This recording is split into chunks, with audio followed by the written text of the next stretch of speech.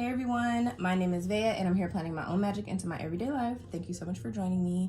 So this video is going to be a response to a comment that I got from a viewer. Tanya Evans requested that I show her how I use stickers that I print and cut from Etsy in my planner. So if that's something you would be interested in seeing, then please keep watching.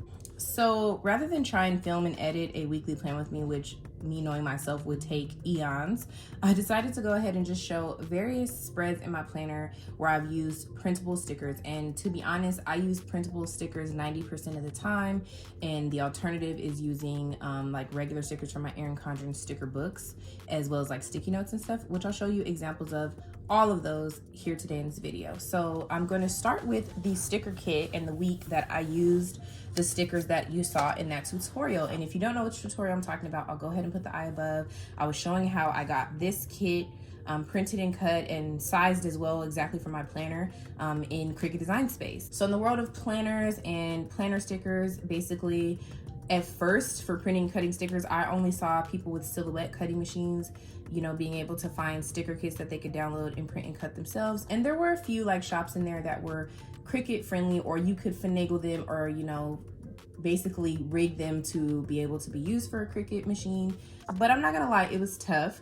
And now it's way easier to actually go online and find shops that make it easy for you to make your own stickers and cut them out, which is basically just, you know, an alternative to buying sticker kits on Etsy that are costing anywhere from $8 to $18 for one set of weekly stickers, versus having a set like this that I can reuse, repurpose, reprint, weed in and weed out different pieces of. And this kit was probably about $4 on Etsy. So, you know, that's the benefit as far as I'm concerned. So these are the stickers that you saw in that video. Like I said, I did post a tutorial on how I got this kit from Etsy onto basically paper, or prepped for paper.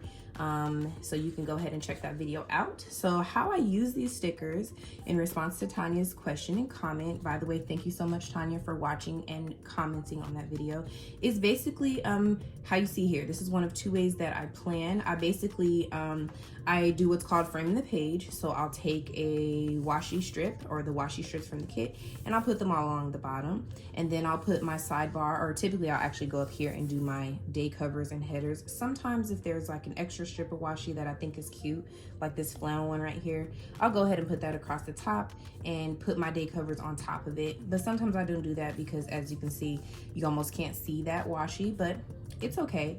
And then in my sidebar, I'll put whatever I'm using my sidebar for at that moment. So if it's a weekly checkbox, if it's a to-do list, if it's, you know, a cleaning list, content list, routines, habit trackers, whatever I've been like needing help with tracking goes right here on the side. Now, I'm very much a theme girl, so I do tend to look for sticker kits based on what's going on in my life during the week that I'll be planning. So sometimes I have like kits that I already have owned for a long time, and sometimes like this one I would find something new. This week my sister was in town and we were celebrating her birthday, and it was like a house party and it was like winter pajama themed. So I thought that this went perfect with that theme. We just kind of had like a game night and karaoke. It was really fun. So I just found, you know, the sticker kit that I wanted. And then for functionality, I use the stickers to actually mark out where things go. So for example, if I need to do something, I'll use a half box or a third box. If it's a long checklist, I'll use a checklist flag, or I'll use a check box. And I do like to symbolize certain things with a size of a box. So for example, this day, I think we were off work that day. There were no students and no employees had to go into the school. So this was a day off. So I kind of used this long box of the girl chilling in her pajamas to indicate that, you know, this is kind of like a lazy day. And then on this day, because I had to get up and go to work, I used these little mugs to kind of signify but first coffee. And that's pretty much what I do, is I use the symbolism of the stickers, the full boxes, to kind of mark out what I'm doing, or I just use them as pretty decoration. And of course I use the functional stuff, you know, as their functions for appointments and events and things that I have going on. Sometimes if I want to make a space look filled with something I'm doing, I'll go ahead and use like 2 full boxes in the same section. So I hope that makes sense as far as like different ways that I can use these stickers. Now, if you don't know, this is called white space planning. I am definitely a white space planner. I've never been like a full no white space, cover everything up with stickers type of planner girl. I think I tried that for about 2 weeks in my planner when I first started in 2015, and it just was not for me. So I like to just, you know, use my stickers where they fall. And my placement of the stickers is, like I said, where things are actually going on. So just trying to explain really quickly, basically, once I do my frame of the page, I would then take my functional stickers and I would put them down where they go. So if I have to go drop off my aunt's car at 6 on Monday, if I have a meeting, you know, during the week like this, or if I know I want to wash clothes as soon as I get off work, I'll put down the things that I already have planned to do or would really like to make sure gets done with a functional sticker, and then I'll go in and fill in my decorative stickers in the different white spaces. And that just helps me make sure that I'm making space for the things I actually have to do in my planner, and that just ensures that my planner is actually functioning for me. It's not just me throwing stickers on a piece of paper. And so this is another spread where I started to switch things up a little bit because I was trying to be very structured in my routine.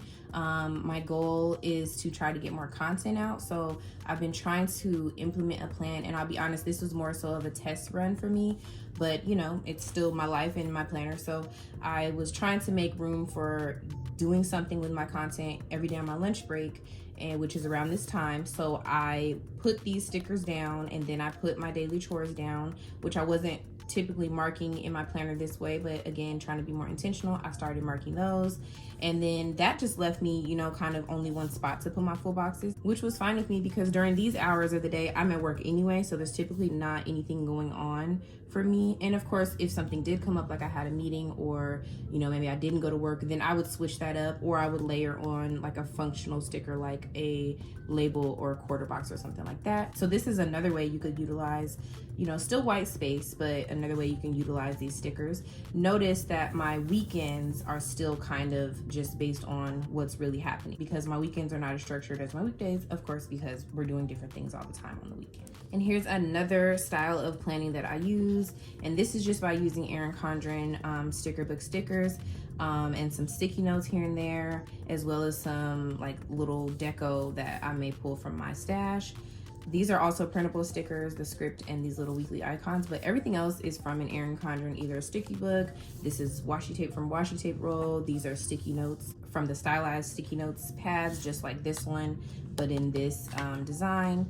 And I literally just kind of do the same thing I did in my other spreads. I find functional stickers to create, you know, the layout that I need. So if I have an appointment or, you know, a to-do list, then I'll just use stickers that make sense to me to plan it out, and then I will fill in the rest with, you know, deco. I still found a way to, you know, make my sidebar make sense to me. I still found a way to add in my chores. And then of course on the weekend, again, I have my to-do list, my Sunday setup, things that I have going on in my life. And by the way, other than this spread, every other spread that you just saw me show as examples was an Etsy print and cut that I downloaded in Cricut Design Space and cut out myself on my Cricut machine. So this is a kit that I've actually had for a long time, like probably since 2019. It was one of my favorite kits. It has really pretty clip art in it. I've just always loved it. It's such a like spring and summer just type of vibe. I just loved it, especially with the like chocolate skin girl. It's always beautiful to me. And what I love about this is that I've used this kit multiple times, like probably 2 to 3 times a year in my planner. And it's never felt like I was using the same kit. Like obviously I know I'm using the same kit, but it's never looked the exact same as the previous time that I used in my planner. Because as you grow as a planner, you know, your style of planning changes. So obviously the way you lay down your stickers, where you place them, what you're tracking, what you're documenting, you know, change. So that's one of the reasons that I absolutely love having printable stickers and being able to, you know, use them in my planner all the time because they're so affordable. And again, I'm a theme girl, so if you haven't been able to tell, every month kind of follows a theme. So this was like, you know, spring was arriving. I don't, you know, celebrate St. Patrick's Day typically. Maybe just like little foodie vibes and stuff here and there, but I did want to include like some greens and just florals and stuff like that. So This was the week for the first week of spring. And I just, again, use my different full boxes and stuff to indicate stuff like that. This was that like first week into the April month of the planner, but the last week of March technically. And again, just using my my stickers in a way that works for me. I know that I can't even begin to cover all of the different ways you can use stickers in your planner. Like that would be a collaboration of videos across the whole planner world. But if you have any questions about, you know, something you saw specifically, then please go ahead and leave it down below. Again, thank you to Tanya for requesting this video. I hope this was an answer to your question, Tanya. If you enjoyed this video and would like to see more of my content, I would love it if you would subscribe and become a part of my YouTube family. And as always, thank you so much for watching, and I hope to see you in the next one.